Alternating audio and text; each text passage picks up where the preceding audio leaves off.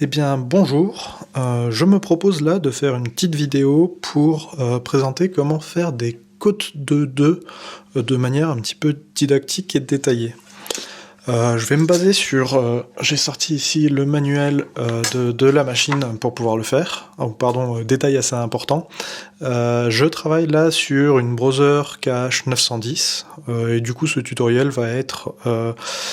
valable pour toutes les browsers, je pense, à partir de la 840 ayant une double fonture. La KH260 aussi, puisqu'elle a aussi sa double fonture. Ouais, c'est ça.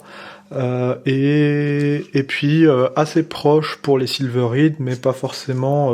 les boutons et tout ne seront pas exactement au même endroit. Mais sinon, les concepts de base seront les mêmes. Donc là, je suis sur le manuel d'utilisation du Reaper KR830. J'ai le Reaper KR830, juste le chariot. J'ai pris un chariot de 850, mais la seule différence, c'est ces boutons-là qu'on va pas utiliser, donc on s'en fout un peu. Donc voilà, donc on va faire ces côtes. Pourquoi ces côtes de 2 sont un petit peu plus compliquées à faire que les côtes 1-1, par exemple? C'est parce que, si vous vous souvenez, pour les côtes 1-1, il nous faut avoir un zigzag pour pouvoir placer ensuite notre peigne dans les zigzags et tirer le tricot vers le bas. Or, sur les côtes de 2, comme on va avoir 2 mailles, ensuite 2 mailles sur le Reaper, ensuite 2 mailles, et ainsi de suite, on ne va pas avoir ce zigzag aussi bien défini pour le peigne, ce qui va nous demander des opérations manuelles un petit peu plus importantes. Donc le manuel, il est assez détaillé, je trouve, pour nous dire quoi faire, mais on va le passer en détail ensemble. Donc là, on a un petit exemple de la côte de 2, le résultat qui est attendu. Ici, une petite description, mais on sait un petit peu comment ça marche. Et donc là, ça démarre directement sur le montage pour les côtes de 2, le réglage du chariot. Donc on a un petit dessin ici qui nous dit ce qu'il faut qu'on sélectionne, et on va le faire ensemble. Donc déjà, ça nous dit, en premier, la touche de variation sur NL. Donc cette touche de variation, elle est bien sur NL, dirigée vers moi. Sélecteur de tension de maille sur 0. Alors, je le mets sur 0 ici. Donc ici, ils disent tension de maille, ok. Levier de cam de retenue sur N, donc le levier de cam de retenue, il est bien sur N, c'est parfait. Touche de sélection de dessin sur plane, sélection de dessin sur plane, du coup il faut appuyer sur le bouton rappel. Hop, et là on a toutes nos touches qui sont sorties, c'est bon. Ensuite le Reaper, levier coulissant sur 2. Ok, je sais pas pourquoi il demande 2, mais on va le faire. Hop. Donc sur 2, sélecteur de tension de maille sur 0, c'est bon, je suis déjà sur 0. Levier de cam gauche et droite sur N, N et N, c'est du coup les boutons positionnés vers le bas, on le voit là sur les dessins. On a également du coup le levier de jeté qui est sur R vers le bas, c'est bon. Levier de cam de retenue gauche et droit sur N. Alors là, moi j'étais sur H, je les monte sur N. Donc là, sur les chariots, on est check. Disposition des aiguilles. Alors, mettez le levier PH en position B et l'indicateur de chevalement en position 5. Alors là, je ne vais pas déplacer la caméra juste pour ça, mais du coup, c'est ce qui est sur la partie gauche de la double fonture. Donc pour ce faire, ici il faut mettre le levier bien en position P à gauche, moi c'est bon, je le suis, et ensuite il faut tourner la grosse molette qui est en dessous du Reaper pour atteindre la position 5. Et moi je le suis déjà. On peut facilement vérifier que notre paramétrage est bon. Si on sort notre aiguille par exemple une droite sur la fonture avant et qu'on sort notre une droite sur la fonture arrière, elles doivent se taper dessus, peut-être un petit peu de chevauchement, mais elles se tapent dessus. Et donc là, on valide que nos aiguilles sont alignées correctement. Donc on a fait cet alignement là pour que on puisse prendre notre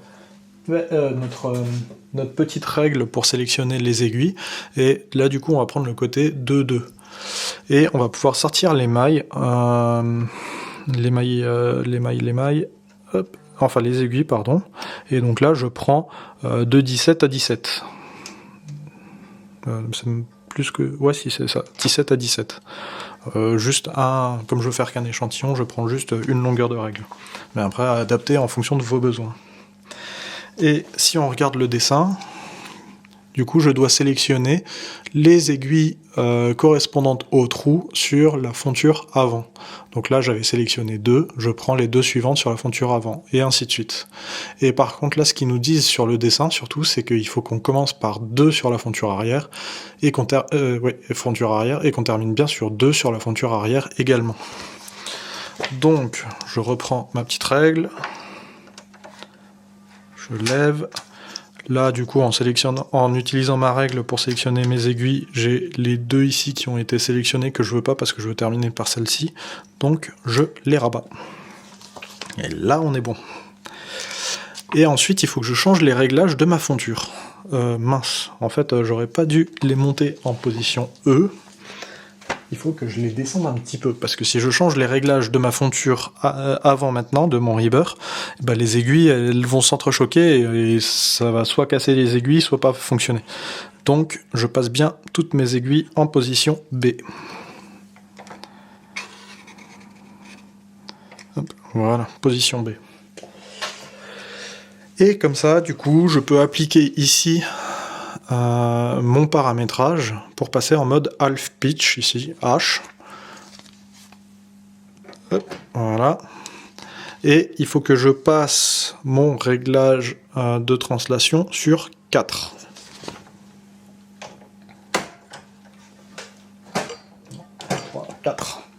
Et voilà. Le but de faire ça, c'est que du coup, on va se retrouver dans cette configuration ici, où on va avoir les aiguilles qui ne vont plus se taper dessus si on les sort en face. Elles vont être décalées du coup d'un demi-cran. Et l'autre avantage, c'est que du coup, comme on va avoir une aiguille en face au milieu de ces aiguilles-là, quand on va faire notre montage, on va pouvoir avoir un zigzag correct pour pouvoir mettre notre penne de montage. Et ça va nous aider énormément. Voilà, j'ai pas suivi les instructions qui sont ici en les lisant à haute voix, mais c'est exactement ce qui a été mis sur les dessins ici, donc on est bon. Je tourne la page, parce que c'est pas fini. Hein. Et ici, ce qu'il nous dit, c'est qu'en fait, il faut qu'on sorte une aiguille en plus sur le côté pour bien avoir notre zigzag. Parce qu'on n'a pas envie d'avoir 2 aiguilles alignées sur une seule fonture sans avoir une aiguille qui est au milieu sur la fonture opposée. Sinon, on n'aura pas notre zigzag, on n'aura même pas un zig. Hein. Et du coup, notre peigne, il va pas pouvoir passer. Donc là, je l'ai sorti également en position B. Et ensuite, tricotage de la première rangée, enfiler le fil dans le distributeur, déplacer le chariot accouplé de droite à gauche. Oui, pardon, j'avais oublié le détail, mon chariot, par réflexe, je l'ai mis à droite. Mais voilà, avant de démarrer tout ça, il faut bien mettre le chariot à droite. Voilà, déplacer le chariot de droite à gauche, le fil se trouvera suspendu aux aiguilles de fonture avant et arrière. Et du coup là, on verra qu'on aura bien notre zigzag. Donc, je vais faire ça. Il faut juste que je me libère les mains pour pouvoir le faire. Je prends mon fil. Donc avant de passer mon fil au bon endroit, ce que je fais moi en général pour qu'il me laisse tranquille, c'est que je fais un nœud avec le fil pour créer une boucle. Comme ceci. Cette boucle-là, je la passe entre mes 2 fontures. Hop, en faisant bien attention qu'il ne reste pas bloqué dans des dents parce que du coup il pourrait plus descendre comme là, et qu'il passe bien entre les 2. Je le tire en prenant bien de la marge et ensuite je vais aller le fixer à un serre-joint qui est sous la machine, qui me permet de tenir la machine à ma table. Donc toujours en faisant bien attention que le fil ne s'accroche pas dans les dents. Après sinon on l'aura dans l'os. Il faut que j'arrête mes jeux de mots. Je peux déplacer un petit peu mon chariot pour que vous voyez. Donc pour enfiler le fil ensuite dans ce feeder là, je connais toujours pas le nom, puis il faut que je me renseigne. Du coup je le passe de gauche vers la droite, en faisant bien attention toujours qu'il ne reste pas accroché comme là. Hop, la caméra elle l'aide pas à voir. Ensuite, une fois qu'il est à droite, je le passe vers l'avant pour qu'il soit bien dans le trou au milieu. Donc là, on est bien. Et tous mes réglages et tout. J'ai fait ma checklist précédemment. J'avais l'impression d'être un pilote de ligne. Mais bon. Et hop. Donc là, mon chariot, il m'a tiré un petit peu les aiguilles à l'extrémité gauche. Je peux tirer un peu sur mon fil. Et là, on peut voir qu'on a le zigzag qui est correct. Donc maintenant, je peux prendre mon peigne en enlevant bien le petit filin. Hop.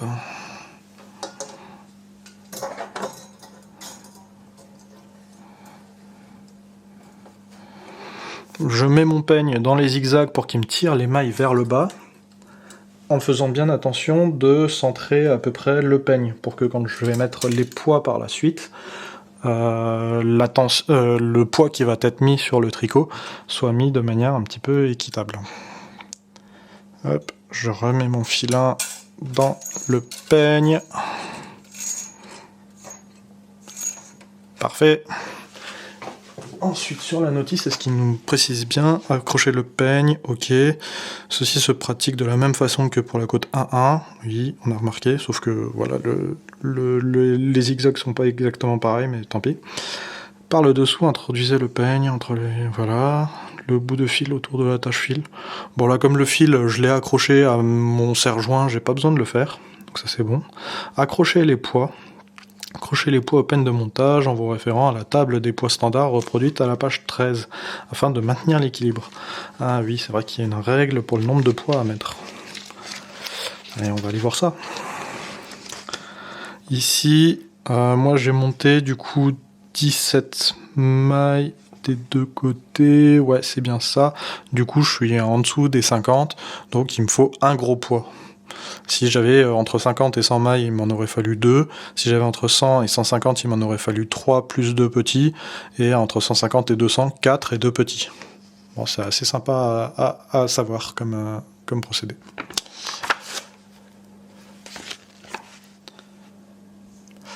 Donc voilà, là j'ai pris, comme le tableau nous l'a indiqué, un poids que je vais mettre à peu près au milieu. Je suis pas mal sous le zéro. Donc là, ça tire vers le bas. Parfait. Non, pardon, c'est cette page. On est à quelle page? Accrocher les poids, ouais, lisière parfaite.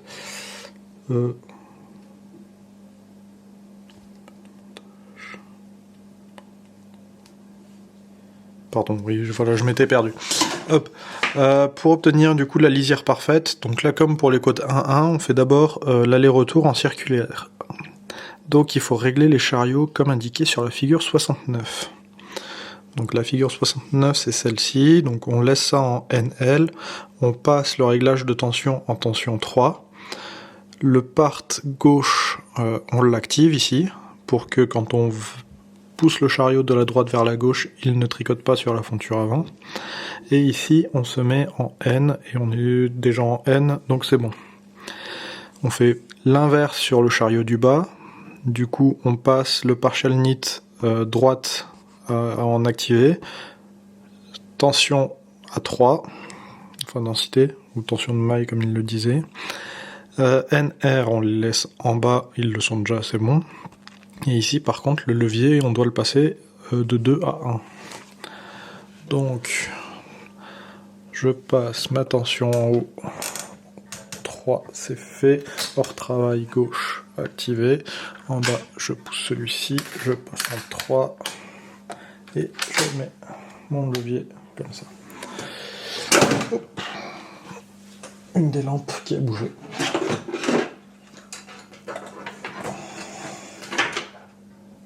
Voilà. Et puis voilà, du coup, déplacer le chariot accouplé de gauche à droite, déplacer le chariot accouplé de droite à gauche. Donc on fait un aller-retour avec ce réglage. Donc là on voit qu'il nous a tricoté que les mailles du haut. On passe de droite à gauche et on voit qu'il nous a tricoté que les mailles du bas. Parfait. Et ensuite, il nous faut encore le passer de gauche à droite. Voilà. Ensuite, disposition d'aiguille pour changement à partir de la lisière, code de 2. Donc mettre le levier PH à la position P. Donc on refait l'inverse de ce qu'on a fait tout à l'heure. Hop. Et donc là, on a les aiguilles qui sont à nouveau... Oh non, elles sont pas encore... Elles sont alignées, mais elles sont encore décalées d'une aiguille. Voilà. Mettez l'indicateur de chevalement à la position numéro 5. 5. Et là, c'est bon, on a bien nos aiguilles qui ne sont pas sélectionnées en haut, qui sont alignées avec des aiguilles sélectionnées en bas. Parfait. En utilisant l'aiguille de transfert à deux chats, transférez la maille de la dernière aiguille de fonture arrière gauche sur la dernière aiguille de fonture avant gauche qui contient une maille et ramenez l'aiguille de fonture arrière vide à la position A de la fonture KR. Alors j'avais oublié de prévoir mon aiguille double chat. La voilà. Du coup je prends la dernière aiguille de ma fonture avant gauche sur mon aiguille double chat et je la décale juste d'un cran pour la passer sur mon aiguille, sur la dernière aiguille sélectionnée de ma fonture arrière. C'est la maille un petit peu artificielle qu'on avait dû créer plus tôt pour avoir notre zigzag correct, pour rappel. Voilà, et puis ensuite, tricot des côtes de 2. Donc après tricotage de la lisière, réglez les chariots comme indiqué à la figure 72. Donc là, qu'est-ce qu'il faut faire? Donc ça c'est bon, tension, on est déjà en tension 3, c'est bon. N, c'est déjà le cas, par contre il faut annuler le part à gauche, donc du coup on va appuyer sur le bouton de rappel pour l'annuler. Et en bas, c'est à peu près pareil. Ça ne change pas, tension 3 c'est bon, le levier on est bon, ce qui change c'est surtout le part à droite, et là on est bon, tension 3 en bas c'est bon, et là on va pouvoir tricoter quelques rangs.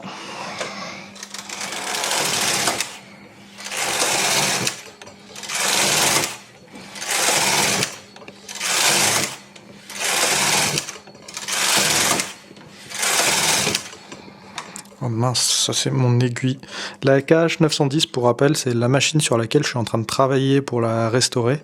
Et j'ai déjà remarqué que dans mes échantillons, j'ai une aiguille ici qui a un chat qui déconne un petit peu. Donc là, ici, oui, c'est normal si la maille n'est pas tricotée correctement.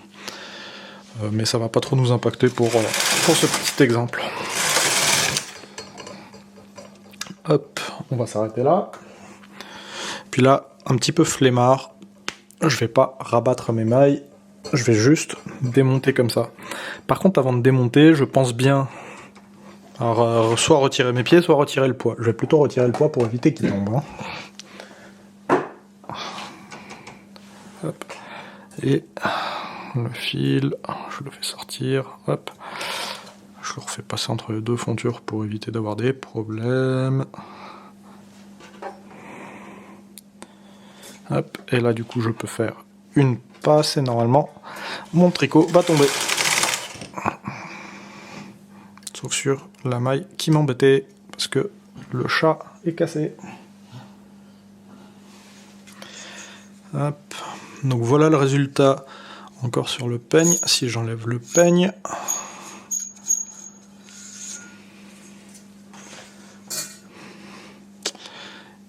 et voilà mes côtes de 2. Donc 2 mailles en droit, 2 mailles en vert. Donc ça c'est les côtes de 2 normales. Sinon il y a une alternative aux côtes de 2 qui sont les côtes de 2 commerciales ou industrielles. Je ne sais plus le nom exact. En tout cas on a bien nos côtes de 2. Voilà, j'espère que vous avez aimé ce type de contenu. N'hésitez pas à m'envoyer en remarque si jamais ça a été trop long ou pas assez détaillé par endroit. Si vous voulez encore plus de contenu sur ce type de points un petit peu spécifiques, des lectures de documentation comme ça ensemble, voilà, n'hésitez vraiment pas à me faire des remarques. Et puis, ben voilà, bon tricot.